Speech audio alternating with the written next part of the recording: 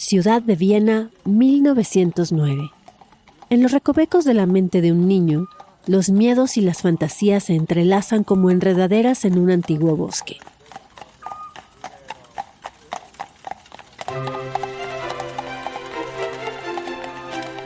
Así comienza la historia de Hans, un pequeño de 5 años, alegre y curioso, cuya vida se verá sacudida por una fobia intensa y reveladora.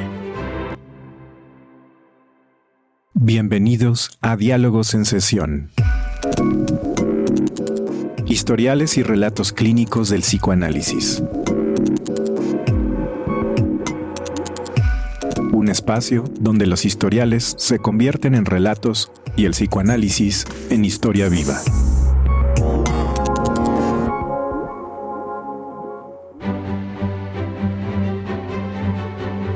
El pequeño Hans tenía tanto miedo que los caballos lo mordieran o lo pisaran con sus grandes patas, que no quería salir de su casa y lloraba asustado cuando sus padres lo obligaban.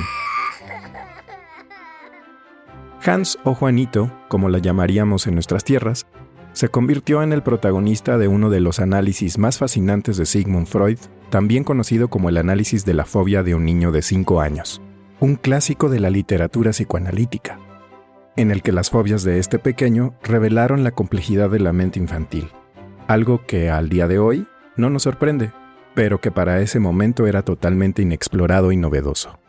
Hans era hijo de un matrimonio culto y atento. Su padre, Max Graf, era un conocido crítico de música y seguidor de las teorías de Freud. El nombre de su madre lo desconocemos, pero sabemos que era una dama de su tiempo, implicada en la crianza de su hijo bajo los preceptos de la modernidad. Un día gris y tumultuoso en las calles de Viena, Hans presenció un acontecimiento que marcó profundamente su joven psique.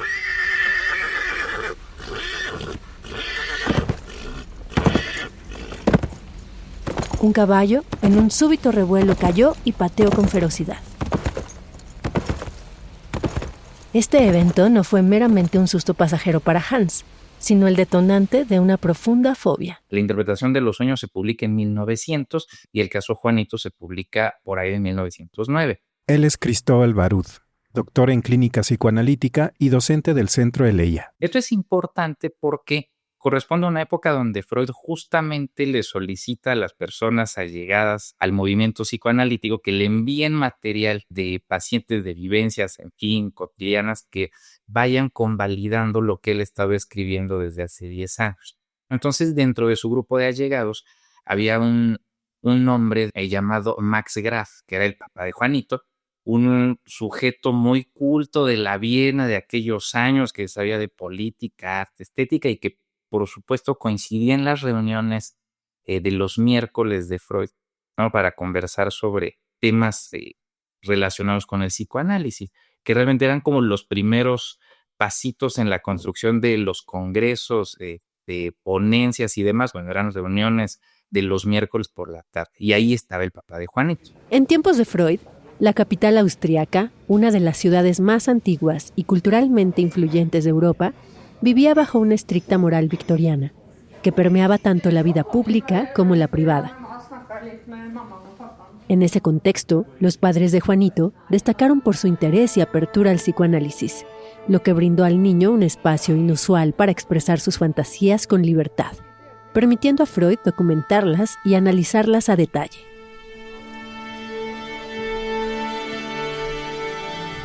Nos encontramos en un punto clave de la historia.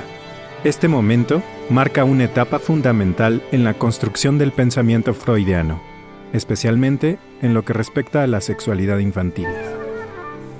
Uno cuando lee a Freud a veces lo lee desde los compendios o desde las últimas obras, por ejemplo, Esquema del psicoanálisis, y uno imagina una obra ya conformada. Y aquí hay que ubicar que el caso de pequeño Hans junto con Dora y junto con El hombre de las ratas están escritos antes de los textos metapsicológicos como Introducción del narcisismo, lo inconsciente, la represión. Todos esos textos realmente son la abstracción teórico-metapsicológica de toda esta experiencia clínica que Freud tiene en estos casos. Cuando leemos el análisis de la fobia de un niño de 5 años, accedemos a un relato clínico cercano que nos permite conocer el intercambio epistolar entre Sigmund Freud y Max Graf y descubrir a detalle cómo se van armando los síntomas de la fobia de Juanito. El síntoma neurótico es de esta naturaleza y se arma de este modo que ahora vamos a comentar, ¿no? Y vamos a diferenciar la neurosis obsesiva de la histeria de conversión y la histeria de angustia, que es lo que nos atañe ahorita.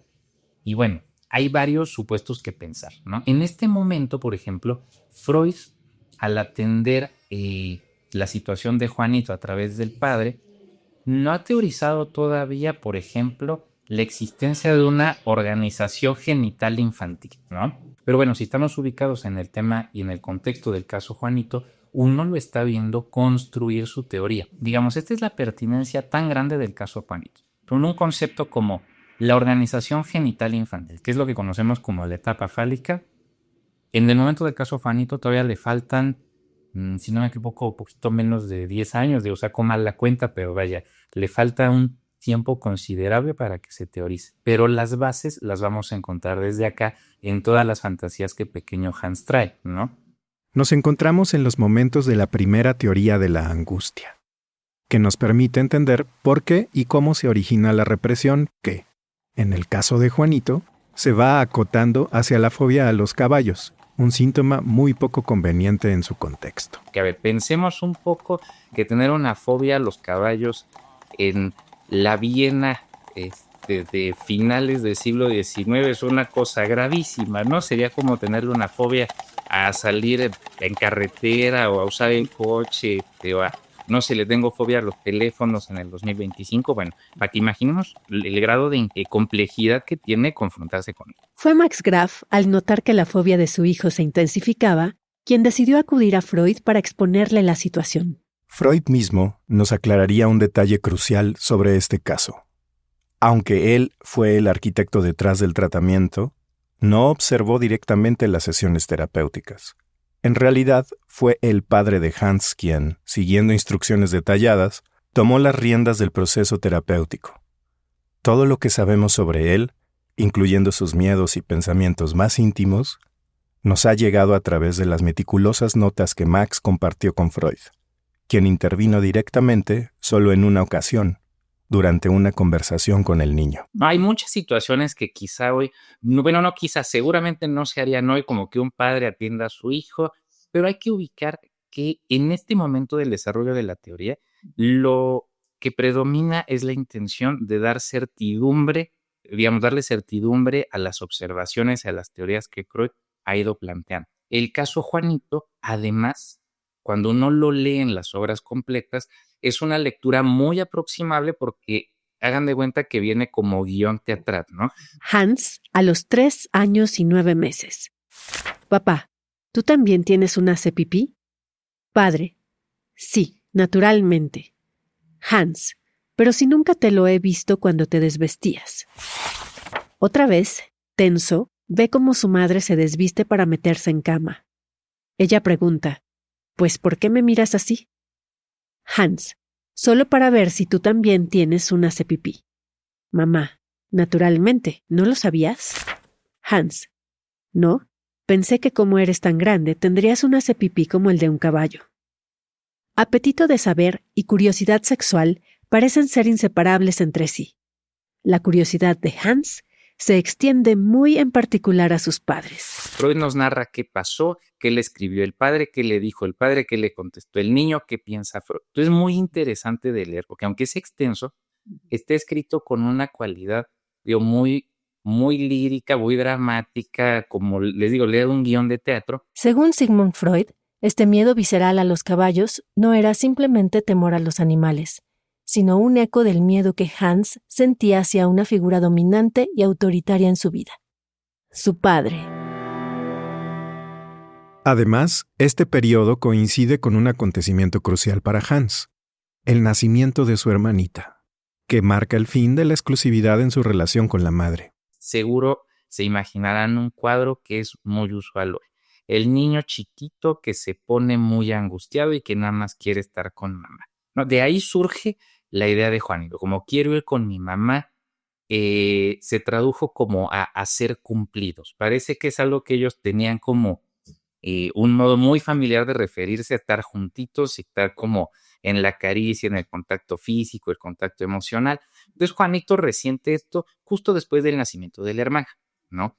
Y de ahí aparece toda la fobia, se va como acotando poquito a poquito hacia el, vamos a llamarlo, el estímulo caballos, ¿no? Para el psicoanálisis, la fobia representa la expresión simbólica de un conflicto inconsciente desplazado hacia un objeto externo. En el caso de Hans, ese objeto es el caballo.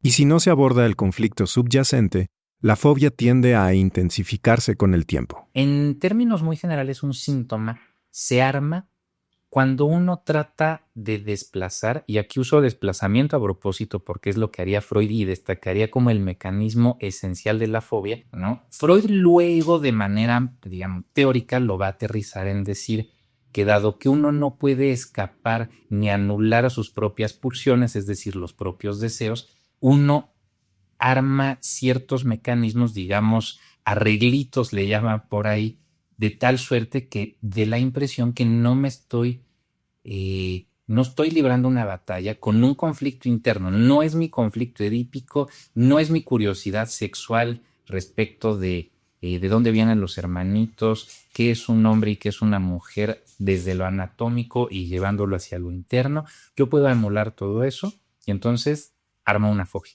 ¿no? Es la idea esencial de cualquier síntoma. Ahora, como podemos verlo, cualquier síntoma neurótico, por ejemplo, la fobia de Juanito, digámoslo así, va a ser técnicamente fallido. La idea del síntoma es eludir el desarrollo de angustia que sobreviene cuando uno percibe el conflicto interno que está operando ahí, ¿no? Todo síntoma neurótico es síntoma porque fracasa en su finalidad de ahorrar angustia. El mejor síntoma, digamos, en un sentido el más logrado, es el conversivo, ¿no?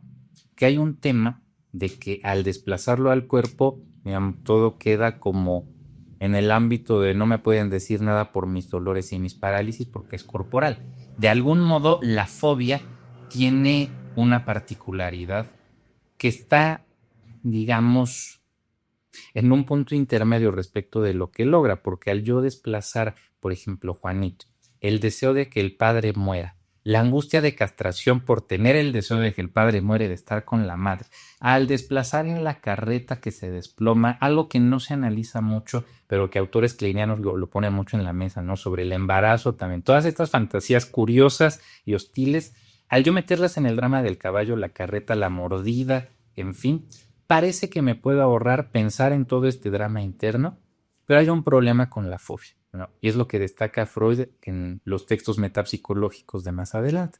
El problema es que al quedar en un objeto externo que yo tengo que evitar, podemos ver que el desarrollo de angustia es fácil de ocurrir de nueva cuenta. Basta con que yo me encuentre un caballo para que todo este drama interno se reactive, ¿no? Entonces no es una solución muy eficiente la fobia.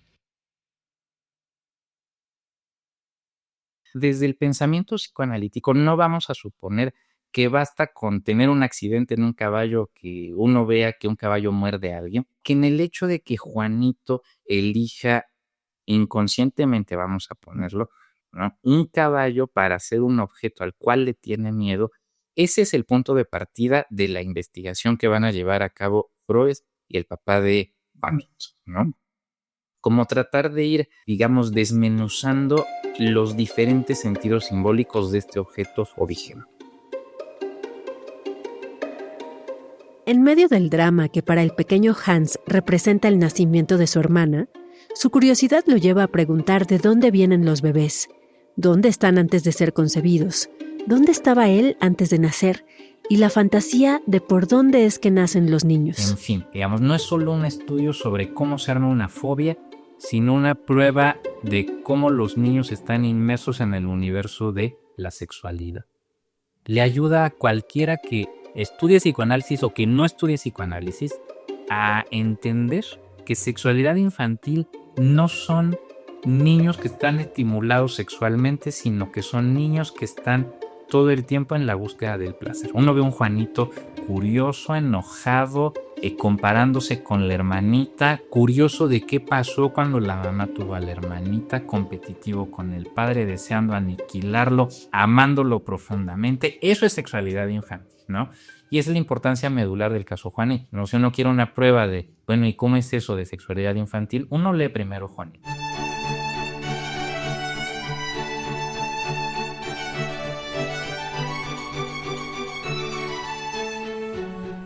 En la Viena de 1900, la sola idea de que los niños pudieran tener fantasías sexuales relacionadas con la concepción era profundamente transgresora.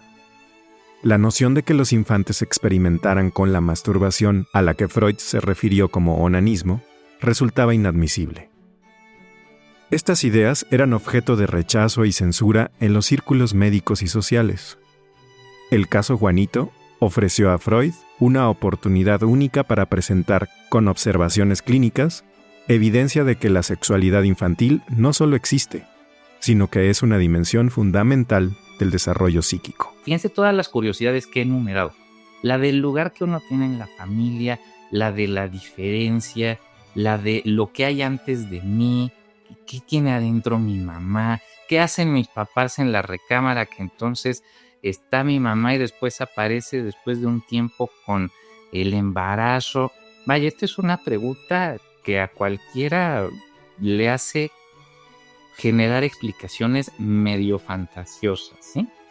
Como para que nos ubiquemos en un niño de 5 años. El análisis del caso Juanito representó un paso clave en el desarrollo de la teoría del complejo de Edipo, que Freud formularía de manera más estructurada en los años posteriores. Freud está empezando a construir esta cuestión tan importante, ¿no? Del aparato psíquico, entendido desde la segunda tópica, desde el caso Juanito. O sea, no exclusivamente con Juanito. Dora, por supuesto, está ahí. El hombre de los lobos que viene después es, digamos, donde termina de anodarse esto, pero desde Juanito ya podemos verlo. Es como el sueño, ¿no? Hay un resto diurno, bueno, no uno, un conjunto de restos diurnos que son el escenario propicio para que aquello inconsciente pueda manifestarse, ¿no? El problema, por ejemplo, es que el sueño como formación tiene una virtud, y es que permite la satisfacción del deseo sin el desarrollo de angustia. Freud incluso lo dice en la interpretación de los sueños, ¿no? Que el sueño de angustia es un sueño, no lo dice precisamente como mal logrado, pero habla de que hay una desfiguración onírica deficiente, ¿no? Las fobias tienden a tener este carácter un poquito. Yo tomo el caballo como símbolo del patio, la carreta como símbolo de, ¿qué les digo?, de la madre embarazada, ¿no? Está después toda la fantasía de Hans teniendo hijitos él mismo, en fin, pero ahorita vamos a ese otro lugar, ¿no? Está también la idea de las jirafas, ¿no? Que tiene hasta un asunto fonético, digamos, se los explico. Está la jirafa como símbolo del pene y la jirafa arrugada como símbolo de los genitales femeninos, pero también hay un juego fonético bien interesante que jirafa se dice Girafe en alemán, que es casi como el apellido real de la familia de Hans, digamos. Es la idea del resto diurno, no se toma un cachito, se toma un pedacito de la realidad que viene propicio para representar algo interno. O sea, es así de rico el asunto, por eso es un símbolo, porque no está amarrado desde un solo lugar, no es la jirafa, el apellido. El caballo es un símbolo de potencia al mismo tiempo que un símbolo, digamos, de algo que es fiero, que él mismo también lo ve tirado. Entonces, el símbolo perfecto para hablar de el deseo de muerte así el paz, más el castigo que me va a sobrevenir por eso. Entonces, es genial el armador de un síntoma neurótico, sin embargo, va a fracasar por esta idea de tratar de hacer pasar por algo externo algo que es interno.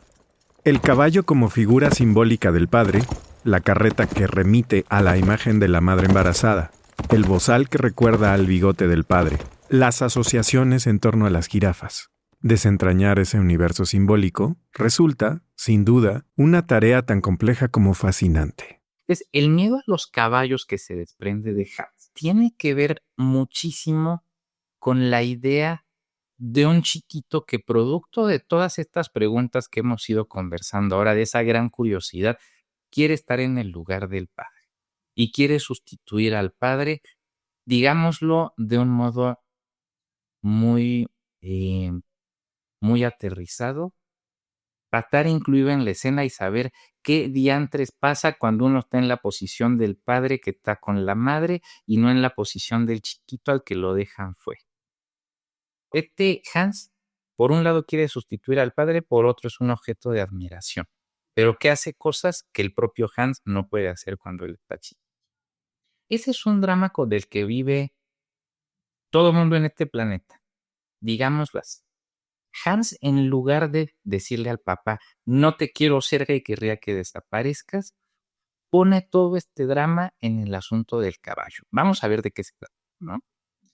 ¿Qué representa un caballo? Bueno, Freud y el papá de Hans van hablando de los caballos como signo de virilidad, en fin, equiparan la idea del caballito con un animal que está ahí cerca en la realidad del propio Hans, que comparte ciertas características desde el pelaje y demás que Hans va asociando con la masculinidad del padre, y que entonces en algo que llamamos desplazamiento no se toma como sustituto simbólico del padre. Él ya vio en este veraneo que el caballo puede morder. Él ya vio que el caballo es un animal brioso, que no necesariamente es agresivo, pero a un caballo hay que tenerle respeto, porque si uno se pone rudo con un caballo, el caballo responde, ¿no?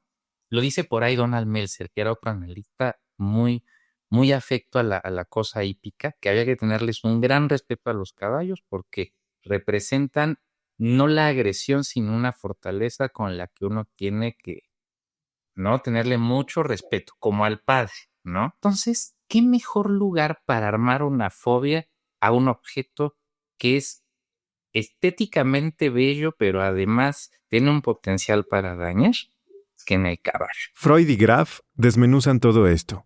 Van enfocando la fobia hacia la relación con el padre, de tal suerte que Hans puede ir admitiendo poco a poco que todavía se siente chiquito frente al padre, que querría ser como él y a la vez sustituirlo. Pero aquí no termina el enigma del miedo de Hans. La relación con su madre, tierna y envolvente, jugaba un papel igualmente crucial. Freud, con su aguda percepción, sugirió que la ternura desbordante de la madre podría haber sembrado semillas de una excitación sexual prematura y confusa para Hans, emociones que él no podía ni comenzar a desentrañar, y que lo sumían en un estado de ansiedad y temor. Esta mezcla de afecto maternal y confusión emocional contribuía a los miedos de separación y ansiedad que acosaban al pequeño Hans, tejiendo una compleja red de emociones que solo el análisis comenzaría a descifrar. Pero que hay un momento donde esta fantasía de cambiar al padre, ¿no?, cambiarse en la posición del padre, se anuda con un niño que descubre, como lo dice Freud, el quehacer manual con el pene, para referirse a la masturbación. Entonces queda como anudado esta excitación orgánica con esa fantasía.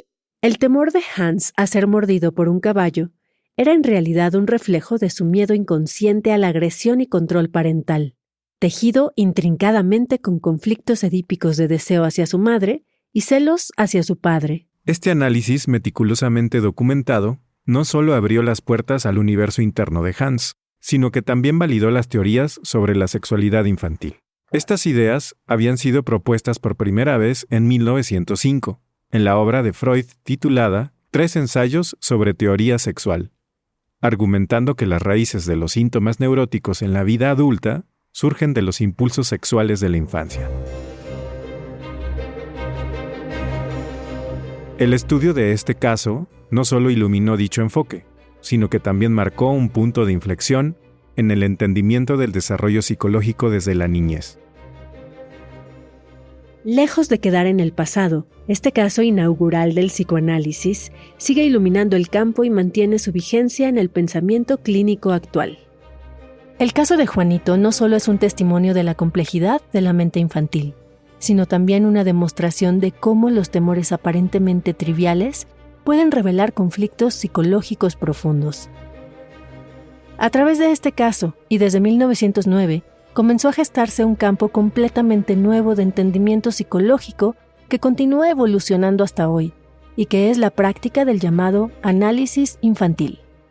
En el camino, Personajes como Anna Freud y Melanie Klein, aunque en sentidos contrarios, introdujeron cambios en las técnicas y el dispositivo para hacer posible el psicoanálisis con niños.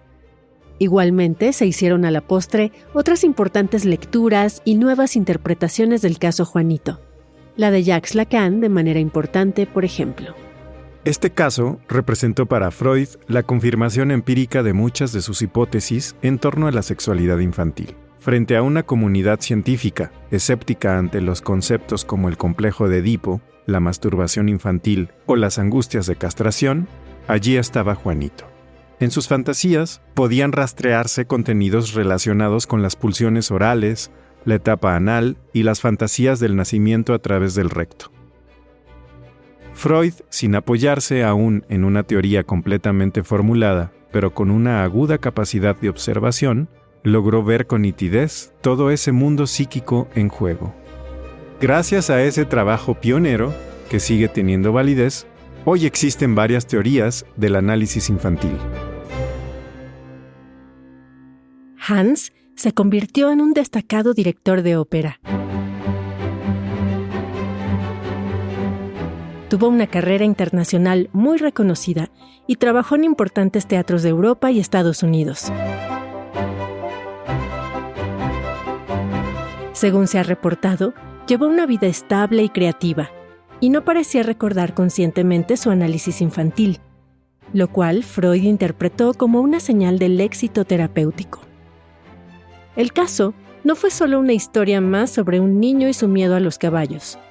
Fue también el inicio de algo más grande, una nueva forma de pensar la infancia dentro del psicoanálisis. A partir de él, muchos analistas comenzaron a preguntarse cómo acercarse al mundo emocional de los niños. Y aunque los enfoques han cambiado con el tiempo, su valor sigue tan vigente como entonces. Gracias por acompañarnos hasta el final. Esperamos que este viaje al corazón de la historia del psicoanálisis te haya proporcionado nuevas perspectivas sobre cómo entendemos los miedos infantiles. Te invitamos a escuchar el siguiente episodio dedicado al caso Dora, una historia decisiva en la que Freud descubre uno de los conceptos medulares del psicoanálisis moderno, la transferencia. Agradecemos al Dr. Cristóbal Barud, docente del Centro Eleia, su presencia en este episodio. Las voces narrativas fueron de Angélica Íñiguez y Salvador Martínez. Guión, Amaya Arriola y Angélica Íñiguez. Diálogos en Sesión es una producción de Podcastera MX para Centro Eleia. Acompáñanos en el próximo episodio de Diálogos en Sesión, historiales y relatos clínicos del psicoanálisis, para conocer otro fascinante caso.